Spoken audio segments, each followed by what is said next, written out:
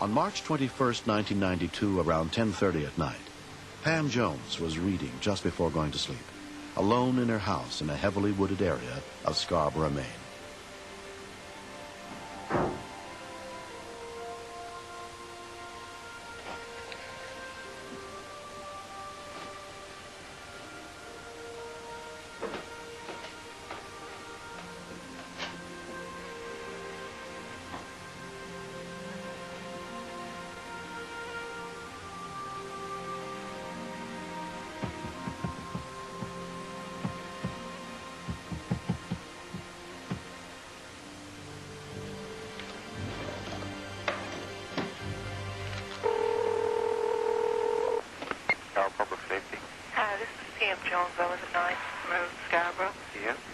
Public safety dispatcher Tim O'Brien took the call.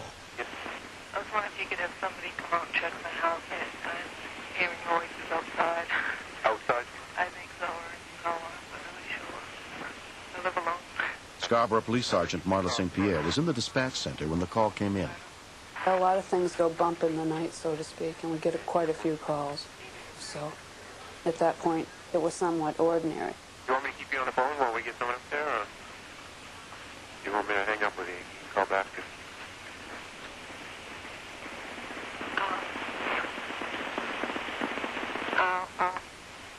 I'll hang on if that's all right. Okay, hold on just a minute. I gotta put you on hold. Okay. Either someone in the house or outside. 22 Scarborough. Go ahead. Officer Shirley Hughes and her partner happened to be on patrol less than 3 miles from the house when they were sent to the scene. 10-4 will be at 10-8 code D. I got a few more. Just, do you hear any more? Yeah. 29, 10-8 code. I can tell if it's coming from the cellar or what. 10. It's an animal down there. I don't know how they get in. Okay, I'm gonna put the phone down for a minute, but if you need anything, just yell and I'll hear you. Okay? Since we did think it was a routine call, we didn't really start to get overly excited about it.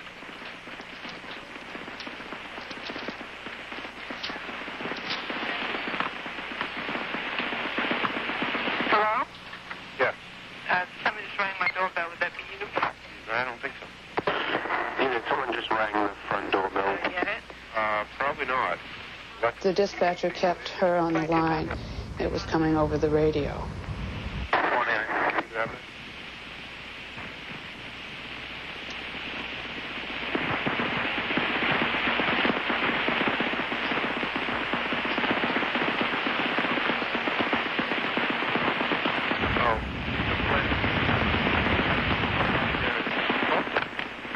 There's no cars, but it's still ringing. Okay. Just stay away from the door if you can. Or the windows. What's that? I have lights on now. I didn't before. Okay. I just heard the doorbell again. She said there's no cars and she's just turned the lights on and it's still ringing.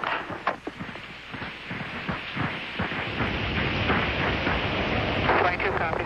She's breaking in. What's that? They're in the house. Somebody has just entered the house.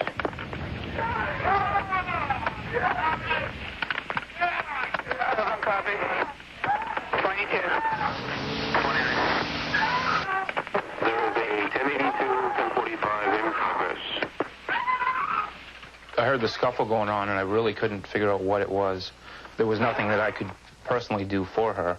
She was pretty much on her own until the police got there.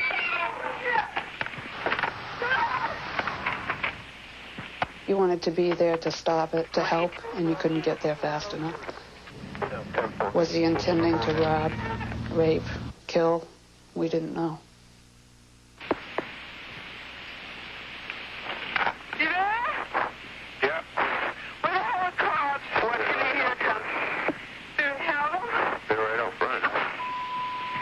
Pardon my French. Covered up nothing? Oh, my. Well, I think he just left. Did he leave? He tried to pull me out the door. Did he leave? He's outside. Okay, hold on. The subject has left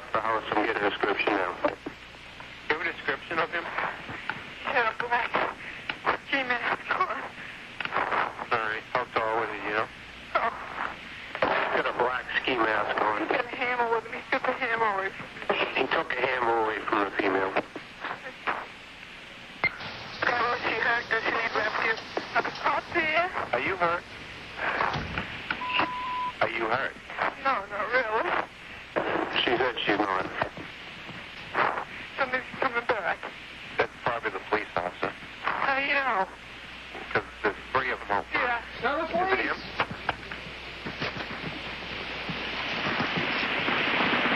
You still there? You got left contact. 10. Okay to hang up. Go ahead. When I finally heard them say Scarborough Police, I was so happy to hear them say that. The officer said that I could leave. And I just wanted to get out of there. I mean, it was a bad nightmare. I wanted to get it over with. I figured, get away from it. If you have any questions or anything else, you can give us a call. She was still shaken and was not going to be comfortable staying at the house. So we had talked about, you know, where do you go from here? And she decided she was going to go to her parents. Okay? Okay, thank you. Night. We were concerned that he had gotten away from us. So we decided to expand the perimeter in the hopes that maybe we would catch him on the outskirts of it. Nobody wants to see somebody feel so unsafe that they have to leave their own home. And that's what she was doing. She no longer felt safe in her own home.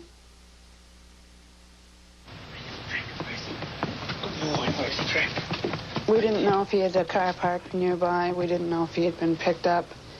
They were trying to do the search with the dog, and nothing was coming up.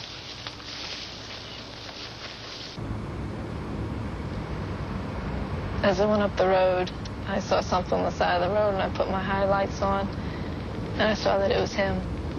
Oh, my God. Donnie and Steve, I want you to head down. Robert Moore was one of the officers searching for Pam's attacker. Pay attention to your... All of a sudden, the victim returned to the scene and frantically told us that she just saw him walking down the street. Where? Up the road. He's hitchhiking. Hurry. Let's go. Let's go.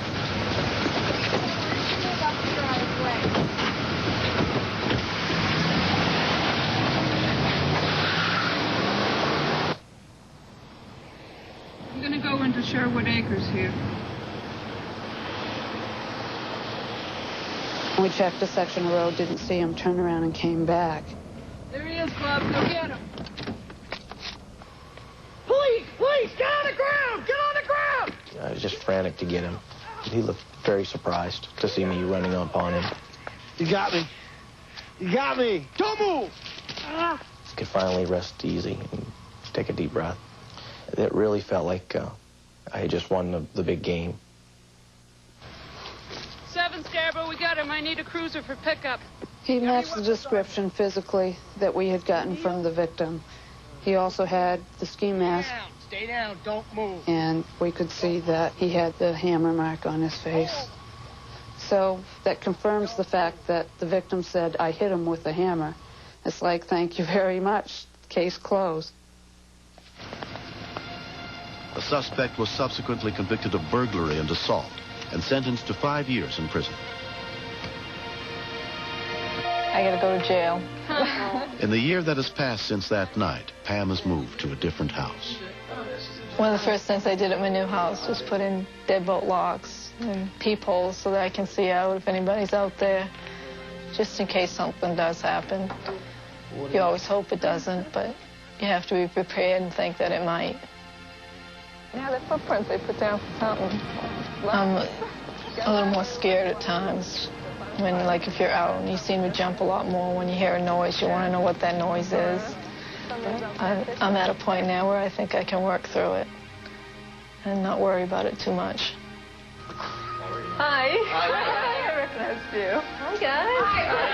How you doing? Good to see you again. She was a brave lady, and, you know, if a person can be proud of a stranger, I'm proud of her. She did well. She defended herself, and she didn't get hurt. I don't know that it's always the smartest thing to do, but she did what she felt she had to do, and it turned out well for her. You look a lot better today than you did the last time. Thank you. Yeah. I think this is a perfect example of the type of call where someone is hesitant to call. And they figure you've got things that are more important. I would much rather have someone call and have it turn out to be snow off the trees or an animal in the bushes than to have a situation where somebody does get hurt. Did you get your hammer back? Yes.